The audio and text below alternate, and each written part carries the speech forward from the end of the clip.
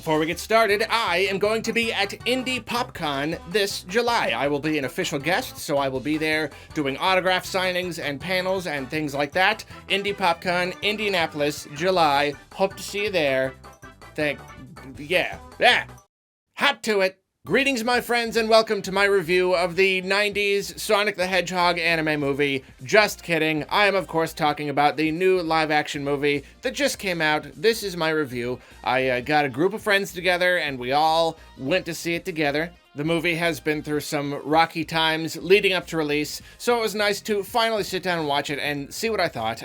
The general consensus that I'm seeing online is that it's good. It's fun. That's what most people seem to be really enjoying it.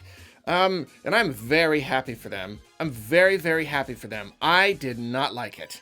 I really did not like it. I went in with an open mind. I wasn't, I'm not the kind of person who goes into a thing expecting to hate it, so I hate it. I tried to judge it fairly, and sadly, I could not find much to enjoy about the movie. It would have been nice to be pleasantly surprised, but I was not pleasantly surprised. So first things first, you got Sonic, just him as a character. Obviously, he looks pretty good.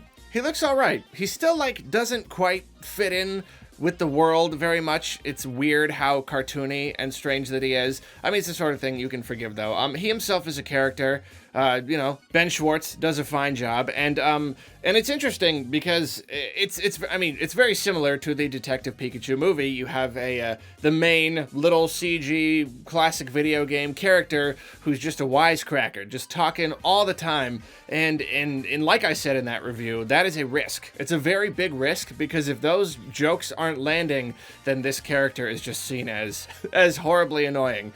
And similarly to the Pikachu movie, I will say it's not bad. It was a risk, but it still lands fine. I won't say he's as funny, but he's not, he's not grating on me with every silly little joke coming out of his mouth. He's fine. He's a pleasant enough character. He's not super annoying. He's even got a couple all right jokes here and there. I will fully admit that watching him in action is a decent amount of fun. Just seeing Sonic go fast, seeing him zip all over the place, all the little gags and stuff about him talking to himself and all. It works pretty well, and especially when the action ramps up, it's fun. When there's robots and he's throwing the missiles all over the place, it is decently entertaining to watch that kind of stuff. What I didn't like as much is that Sonic is a guy who's really fast, and he's pretty cocky, and he makes a lot of jokes that are sort of based on being fast, or because he's fast, he makes jokes at the expense of the bad guys. This is so heavily reliant on jokes about being fast. Just, hey, he's a fast guy, he can do fast stuff. Hey, maybe we should do this thing. No, I don't think we can. Oh, I already did it because I'm really fast. Those kinds of gags, they're okay, but I feel like they make up way too much of the movie. I don't know, the more the movie went on, the more I was just I get it. Sonic's fast, I don't like any adaptation or anything where it takes a character and breaks them down to their most basic element and just focuses on that more than anything. And the movie does kind of dip into that territory where it's just he's fast. How about another fast joke? I don't know. Jim Carrey was fine. He was exactly what I expected. I feel like Jim Carrey, he's consistently Jim Carrey. He brings Jim Carrey to the project, and you pretty much know what that's going to include. And it was a little hit or miss with me. I'd say maybe half the time he was fun, had a good on-screen presence, and he's got this ability to take even pretty basic lines and just deliver them pretty funny, in a good way, because he's a master comedian. But then the other half of the time, I felt like his whole shtick was just kind of annoying. So he wasn't the perfect, wonderful character to kind of hold up the whole project. He was he was okay. He did what you would expect of Jim Carrey, and not too much more. And sometimes, like I said, it was a little annoying. There's a scene where he's dancing, and it's fun for about 10 seconds, and then it just goes on and on and on. I don't know, it's trying to make him out to be this super eccentric villain guy, but it doesn't always, I don't know, doesn't always feel right. It just kind of goes on too long. Him being super mean and super condescending to everyone around him is a joke that it's just too much. It's not that funny after a while. So I don't know. And then you got James Marsden. He's a fine actor. He's a good actor. He gets the job done. I don't feel like he brings a lot. I don't feel like there's a particularly good chemistry between him and Sonic. And there's even this whole subplot thing about friendship, about him and Sonic becoming friends, and I don't know. It never really worked for me. Maybe I'm just a jaded adult, but the whole reluctant partner turned friend thing, I've just seen so many hundreds of times that I don't know. It doesn't really do it for me. And then then there's this whole thing about how Sonic is sad. He's been kind of isolated for most of his life, and he's got no friends. And this is these sappy moments are way too early, way too often, way too sappy. They really bring the movie down. Where his eyes go all sad and the piano music comes in and it's just oh, give me a break. Just give me a break. It's overall the whole friend thing, him connecting with the human characters, I don't know. It doesn't feel right to me. It doesn't feel like I don't care enough about them to care that they're becoming friends. I don't know. Like any sort of adaptation, it loves to take a thing that's an aspect of the thing it's adapting and kind of turn it into a plot thing that's not quite what it actually is. And in this case, it's that rings are tiny, like a ring, and Sonic can throw them and use them to warp to wherever the person who throws it wants, I suppose. And it's a little bit weird. The rings are a huge part of the plot. And the whole thing is set up in the beginning. Sonic is chased by some bad guys, and he's got a mom who's an owl or something, and he has to come to Earth to escape the people who want to take his power, and so he's got to stay in hiding and stay on the run all the time.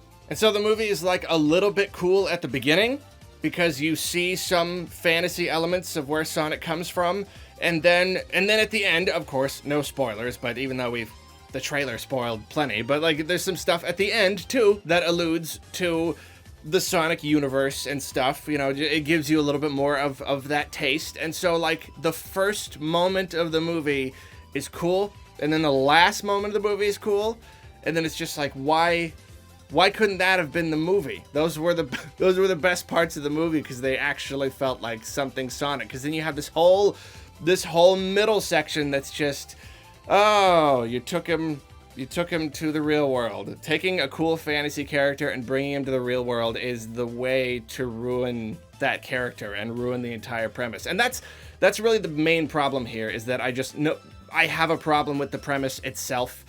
I can't get behind it. So it's no matter what, the rest of the movie is gonna have a hard time. I'm gonna have a hard time engaging with it, because that basic premise is just so lame. Seeing Sonic in the real world is just so lame. It's so immersion breaking. There's so many scenes with just humans, and whenever I'm looking at just a human, it's just a slog.